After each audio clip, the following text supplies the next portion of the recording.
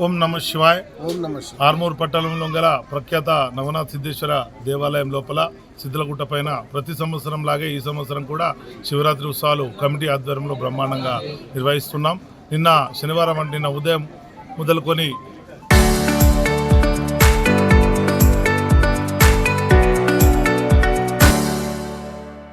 శివపార్వతుల కళ్యాణం ఘనంగా నిర్వహించడం జరిగింది. ఈరోజు శివరాత్రి పర్వదినాన భక్తుల దర్శనార్థం సౌకర్యార్థం దర్శనంకి వచ్చే భక్తులకు విశిష్ట సౌకర్యాలు కల్పించడం జరిగింది. దాదాపు 1,00,000 నుంచి 1,50,000 మంది ఈరోజు దర్శనం చేసుకుంటారని ఆశిస్తూ ఉన్నాం. దానికి అనుగుణంగానే ఈ యొక్క ఏర్పాటు కూడా చేయడం జరిగింది. అలాగే ఈరోజు రాత్రి జాగరణ ఉంటుంది. అలాగే భక్తుల సౌకర్యార్థం మనోరంజన కోసం ఆర్కెస్ట్రా కూడా ఏర్పాటు జరిగింది. రాత్రి భజన కార్యక్రమం కూడా ఉంటుంది. అర్ధరాత్రి 12 గంటలకు శివాలయం లోపల నిషి పూజ కూడా నిర్వహించడం జరుగుతుంది. తర్వాత రేపు ఉదయం ఏదైతే ఉక్కపొద్దు ఇడుస్తారో భక్తులు వారి సౌకర్యార్థం ఉదయం 8 గంటలకే అన్నప్రసాదం అందించడం జరుగుతుంది. దాదాపు అన్నప్రసాదానికి కూడా బ్రహ్మాండంగా ఏర్పాటు చేయడం జరిగింది కమిటీ ఆధ్వర్యంలో. దాదాపు 40 నుంచి 50,000 మందికి అన్నప్రసాదం అందించే విధంగా ఇక్కడ ఏర్పాట్లను కూడా పూర్తి చేశాం. దానికి సంబంధించిన ఏర్పాట్లు కూడా పూర్తయ్యాయి. ఈ యొక్క ఏర్పాట్లలో మాకు సహకరిస్తున్నటువంటి మా కమిటీ సభ్యులందరికీ కూడా నవనాథ సిద్ధేశ్వరుని ఆశీస్సులను కోరుకుంటూ, అలాగే పోలీస్ డిపార్ట్మెంట్ వారు కూడా మాకు సహకరిస్తూ ఉన్నారు.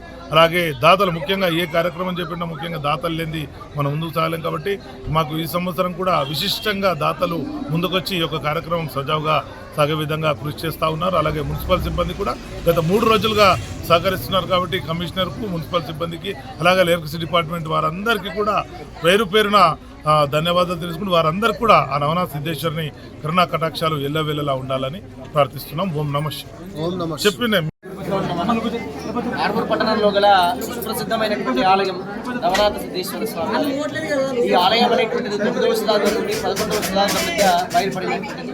పురాణోక్తి ప్రకారంగా మహాశివరాత్రి పర్వకాలాన లింగోద్భవ కాలంలో ఇక్కడ వేల మంది చాలా మంది దర్శించుకుంటారు. కేవలం నిజామాబాద్ జిల్లా వారే కాదు, మహారాష్ట్ర, కర్ణాటక దగ్గర ప్రాంతాల వారు కూడా ఎంతోమంది వివిధ జిల్లాలుగా నుండి ఇక్కడికి వచ్చి ఈ క్షేత్రాన్ని దర్శించుకుంటారు.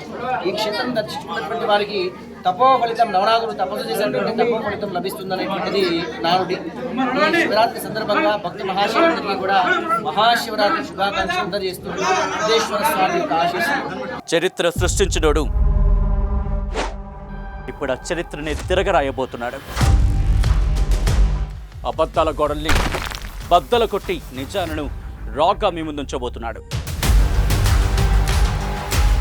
నిజమైన వార్తల కోసం వెంటనే డౌన్లోడ్ చేసుకోండి రా యాప్ని.